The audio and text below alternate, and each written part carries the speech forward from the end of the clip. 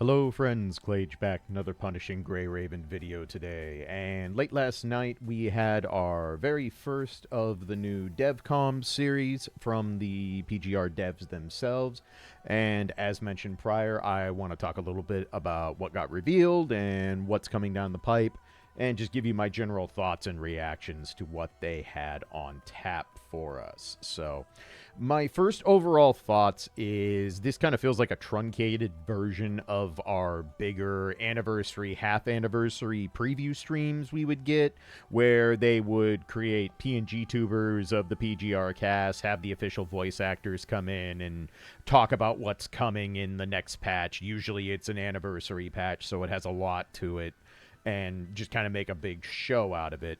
So this just kind of feels like a smaller, less grandiose version of that kind of stream, which is not really a bad thing, but I was kind of hoping for more direct insight from the devs on what they're developing, what they're working on with regards to the present and the future of Punishing Grey Raven, in terms of here are some things we want to improve and here are some other things that'll be coming down the pipe, stuff like that. And those kind of things were definitely referenced. I don't want to make it sound like they didn't talk about anything like that, but it was definitely more of a, hey, here's what's coming in the next patch, and much less of a, here's all the dev stuff we're working on and why we're working on what we're working on, which is kind of what we get out of stuff from devs like Shift Up for Nikkei and such. So that's kind of what I was hoping for. That said, this is their very first edition of this new thing they're doing. I'm not going to whinge too hard over it or think too hard about what was and was not talked about. In general, I think it was fine. I'm just kind of hoping for more of that actual developer insight as they continue on with this series. But we'll see what evolves from this and what all comes of it and all that good stuff. So, the first major announcement they did talk about is that they are planning to streamline character progression and upgrades moving forward. So, this, at least at my first blush, is probably going to be targeted at newer players with less established accounts, because right now, if you have been playing for a while and you've built up the base resources pretty well, getting a character skilled up and built up isn't terribly taxing. We have the farming stage that's open literally every day. The currency is evergreen and it never goes bad. You can buy them whenever you want. So my guess is this is going to be a combination of just making the actual upgrade process a little bit more straightforward and streamlined for new players, and then maybe, hopefully, expanding on stuff like the recommended equipment to give people better ideas on what kind of sets to build with new characters, for people who don't go out and watch guides, for people who don't want to go out and do a bunch of research when they roll a new character. They just want to build their character and play with it. If that's what that's targeting, I think that's perfectly fine. Anything that streamlines the more mundane processes, such as character leveling and stuff like that, I think that's always good in the long run. So, like I said, I expect that to be much more of a, this benefits new players than any of us who have been playing for a while and have pretty well established accounts. But it's something, and quality of life is always a nice thing to get out of any gacha game. So that was a nice little start to everything. After that, there was a ton, not a ton, but relative to the size of the presentation, there were a lot of little quips from the developers on story stuff, especially the most recent chapters. So I'm going to be honest, I skipped over all of that. I am making a point to stay completely spoiler-free and blind on all the story stuff.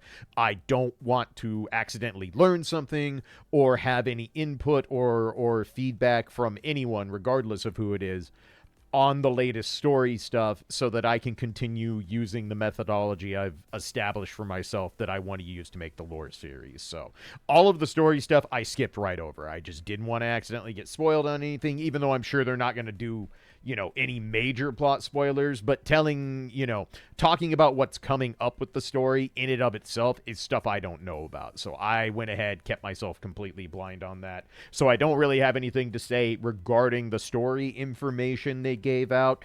I'm just going to assume it's kind of a follow-up to what they put in that dev letter that they put out a couple weeks ago that I covered.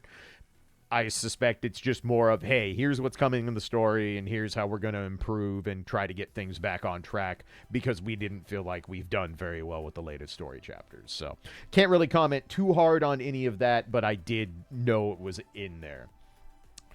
The next big reveal, of course, was Kamui's new frame.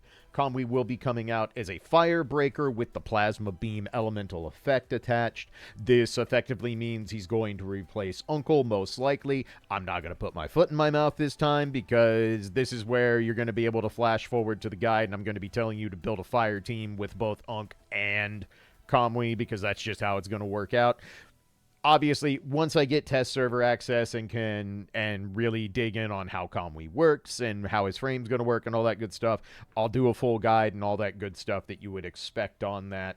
But just the fact that he is a breaker and it is going on a team with a fairly outdated tank at this point, he's probably going to be very, very strong and do a copious amount of damage, because that's just what breakers do already. So again, as soon as I can get more info on that and get in the test servers, start working in the lab and getting stuff done, obviously I'll have updates and I'll have a full guide. Hopefully the very day that Kamui's patch launches, which is scheduled for April 21st, which should be pretty easy to remember. That was my father's birthday, so kind of a unique little quip there. But we do know Kamui is coming, and I'll have plenty more on that as we get closer.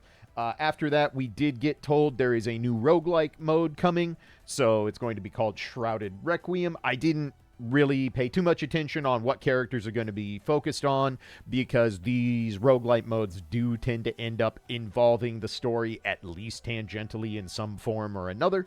So I feel like it's worth just kind of keeping myself blind on that. But new roguelike is always good. These are always fun modes to play. They're a great way to waste a little bit of time if you want to get some stuff done in PGR. And they always have lots and lots and lots of rewards to earn over time going through those modes. So if you're a newer player and you haven't done a lot with the alternative interpretations and the roguelike modes, definitely going to want to check this out. You'll be able to get a lot of stuff for free, and it's good stuff. It's not just the usual, oh, I could just buy this in the shop. There's actual tickets and hypertune materials and stuff that's not nearly as readily available in your day-to-day play. So definitely something to keep an eye on, and something you'll want to dabble with now and again just to get more of the rewards unlocked out of that. So we also apparently have a collaboration coming with Butterdog. I'm going to be straight with you all. I have absolutely no idea what this IP is. I literally have never heard of it prior to this announcement, but it looks cute and fun, and it's probably going to be goofy, which would fit Kamui's character well. So I'm all for random collabs. They usually give the devs an excuse to have some fun and do something interesting. So cool. New collab coming along with Kamui's patch should be interesting. They did show off this, what looks like a top-down kind of action RPG-ish game mode that they're going to be putting in for the collaboration. So something to check out that should be fun and pretty casual and interesting to mess with once we get it. I am pretty ambivalent about most collaborations. We already had the DMC collab. I do not expect a collab on that level anytime soon in Punishing Grey Raven again. But these cute little collabs and stuff like this in the past have been, if nothing else, at least entertaining. I suspect this one will be as well. At least we can hope. The next big bit of news they announced, the Wishing Target banner is going to be coming back for Kamui's patch, if I read it right. If I understand, it's coming with Kamui's patch. This is a 100% choice banner. It's going to go all the way up to Rosetta Arete, which is pretty recent. I mean, I just did Rosetta's guide not too long ago. So if you missed Rosetta recently, this is going to be your chance to go pick her up at 100% rate up. And apparently this specific wishing banner is going to come with a discount on the first 10 pull you do. So it's not going to equate out to a massive discount, because even if the first 10 pull is completely free, well, it's just 10 out of 60 to go to pity, and you should always expect to go to pity, as I've mentioned many times. But nonetheless, 100% banner is 100% banner, and having this available is going to be very, very big, so that'll be very helpful to all of you players who are newer and might have missed one of the recent frames and want your chance to pick them up while you can get them at 100% rate up. Obviously, you're going to have the extra tickets to get this done. I'll probably do a short video on this Wishing Target banner and kind of give advice on who is worth targeting and who is not, like I've done with other 100% banners in the past. So if you want to see another one of those once this banner is available, let me know. I'm happy to do another quick breakdown on that. But definitely keep note that this is coming, because we don't get 100% banners all that often. When we get them, try to take advantage of them. They are very, very important when you can get a character guaranteed. So let's see here. The next big thing I want to talk about, and I've been saving this for last on purpose because I have the most to say about it. We got noted from the devs that there is going to be a new UI update that is going to allow two different versions of the orbs in terms of how they're displayed within the UI. The old version, of course, is what we know and have used for many, many years in PGR. The orbs lay out across the way. They get grouped into 3 pings with the little dot between the two or 3 orbs that are of the same color, stuff like that. You've been doing this for a while now. Don't need me to explain it. But we were told that we are getting an updated version of this, and this is effectively very similar to like Not a Knight's orbs, where it's just she always has this color and this color, and here's how many of that orb you have available. If you have enough for a 3 ping, it'll count as a 3 ping. If you have 2 orbs, it'll count as a 2 ping, etc. As for making the UI more streamlined and making it less cluttered, I'm never going to be against that. I think that's always a worthwhile endeavor. There is no denying that on a game that was originally designed to be on mobile platforms, this many orbs compared to this many orbs is definitely a nominal step forward if you're playing on mobile. The less stuff taking up screen real estate and blocking your vision is always a helpful thing. The UI aspect of this is cool. I'm pretty ambivalent on it. I will probably stick with the older version because it's what I'm used to. I still use the older versions of some other parts of the UI, but flexibility in the UI is always an extremely welcome thing in any game that has a lot of stuff going on with its HUD. So I think that part is fine. What I am more concerned about is that this kind of signals to me that this is the final nail in the coffin for orbs being a key part of how we do combat in Punishing Gray Raven. And what I mean by that is that for a very long time, we have had it where managing orbs is one of the skilled parts of playing any individual character. This has obviously gotten more and more streamlined and more of a simplified process as we've gotten the Gen 2, Gen 3, and these modern new class characters, where you don't really have to think too hard about how orbs are grouped. You don't have to worry about how you chain your pings together. Most characters these days have some version of reorganizing orbs built into their base kit at very, very low evolution levels. Oftentimes, it's just built purely into their core passive kit these days. And so I'm not going to sit here and pretend to you all that we're still playing the first 2 years of PGR, where orb RNG and orb management is the name of the game. It hasn't been the focus for a while, but I think this is getting to a point where we are now going to be getting more characters that just completely and totally overly simplify the orb system, and that's just not something I'm a huge fan of. For me, the hallmark of Punishing Gray Raven, first and foremost, is its combat. It is a very unique combat system with a lot of intricacies and nuance, and a lot of little ways to find abilities to push the margins on how well you can optimize characters and rotations and all that kind of fun stuff. And the orb system has always been a huge part of that. With this new updated UI, pretty much what this means is even if you don't use it, every character is going to have to be able to function within this new orb UI system. And that effectively means that there is no situation moving forward where they can have any sort of strict management or strict ordering of orbs matter when it comes to the characters moving forward. Now, if their plan is going to be to flesh out core passive kits, add some more intricacies and nuance and complexities to those instead of the orb systems themselves, I think this probably works out okay in the long run.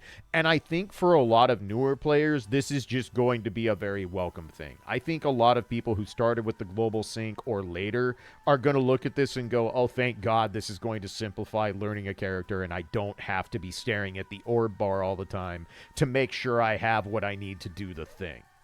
Um, I'm not going to sit here and throw a tantrum and say I think this is way too simplified and it's eliminating some of the more interesting and higher skill aspects of PGR's combat.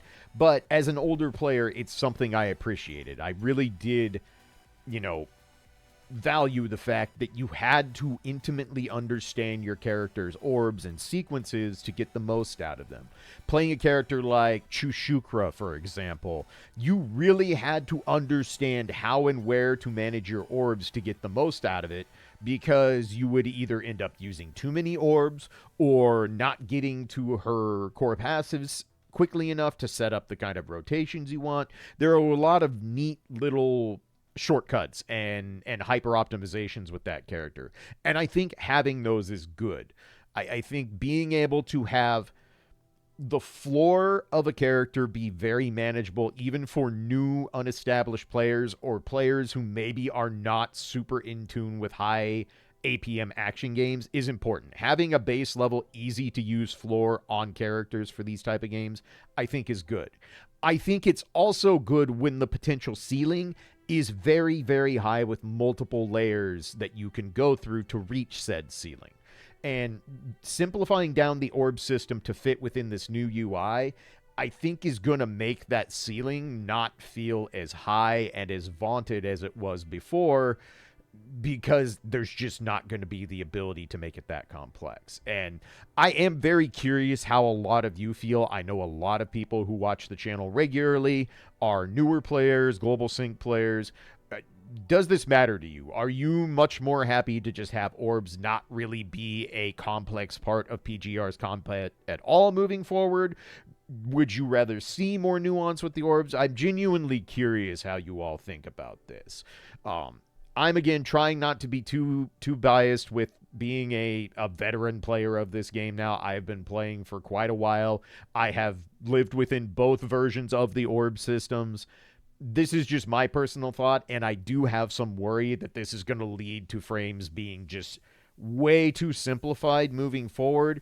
And the problem with oversimplification in a game like this is that if all the frames are oversimplified, they're all going to start feeling samey. And that's part of the coolest part of PGR to me, is that so many characters play so drastically different from one another that I think this orb system could lean us in a direction where characters don't have as much unique personality and unique gameplay to them, and that's something I definitely don't want to see. But again, I'll reserve judgment as we get some new frames, see how this affects the design moving forward.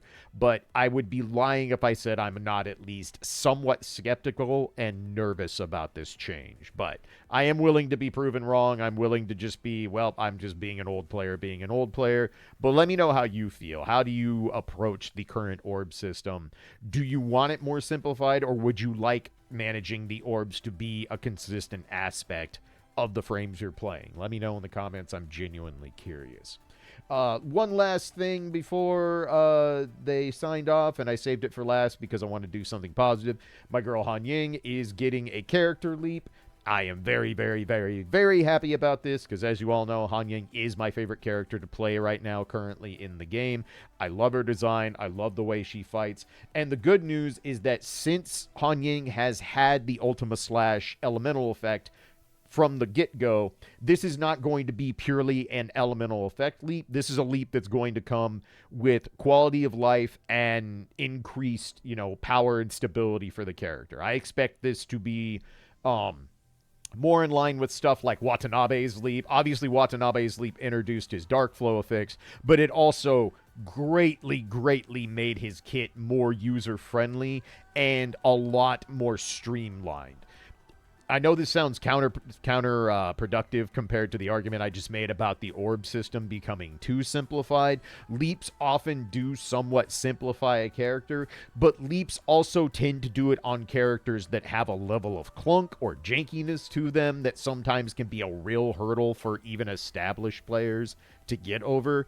And in Han Ying's case, my real hope is that not only does it, make her more fun to play and easier to play to kind of get away from some of the more esoteric stuff that she has in her kit, but also just to make her continue to be a strong character, because I like having this character in the game. I like having her on my teams.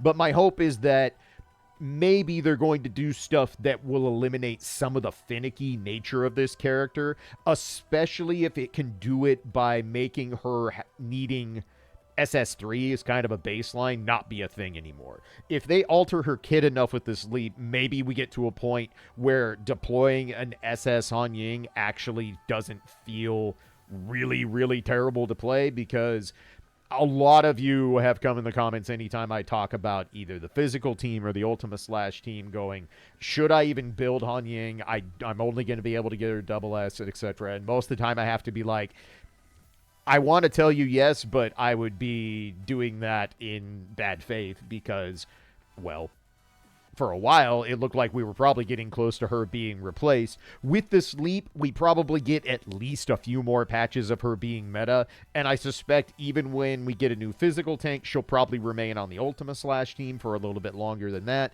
So if you've been on the fence about getting her to double S3 or getting her more built up and ready to use on her respective teams, this is probably a reasonable sign that we've got at least, 3-4 plus patches before she's going to be actually removed from her role as the physical tank.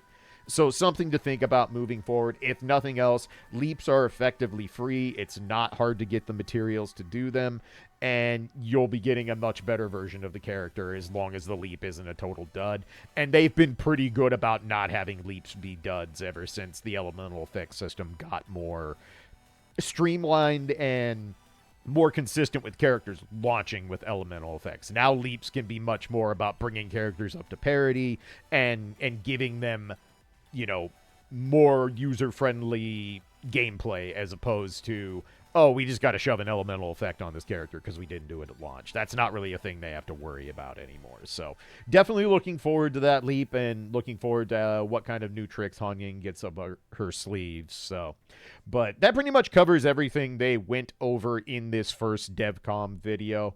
Like I mentioned, it does feel like a stripped down version of the anniversary streams, and I do hope that they expand more on the actual developments they're working on as opposed to just announcing what's coming in the next patch. So we definitely got some insight on that. I would just like to see more of it moving forward personally. But how did you all feel about this? I'm genuinely curious. How do you feel about the orb changes? How are you looking at, what they're planning on bringing down the pipe in terms of everything they announced in this video?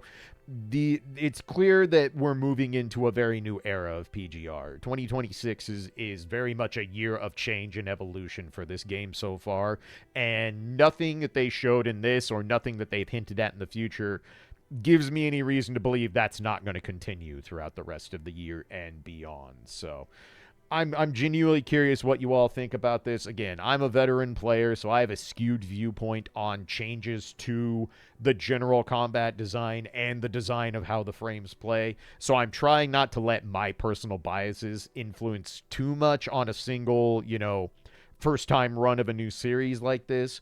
But I would be remiss if I didn't voice concerns that I have when they lay out new plans for future frames and stuff. So anywho, that's going to do it for this one. As for stuff I'm currently working on, I have finished capturing footage for the Evernight Beat video. My notes are entirely done and kind of rubriced out. At this point, I am now actively working on editing a script and getting the voiceover lines laid out. My hope is that I'm going to be able to start recording VO here very, very soon.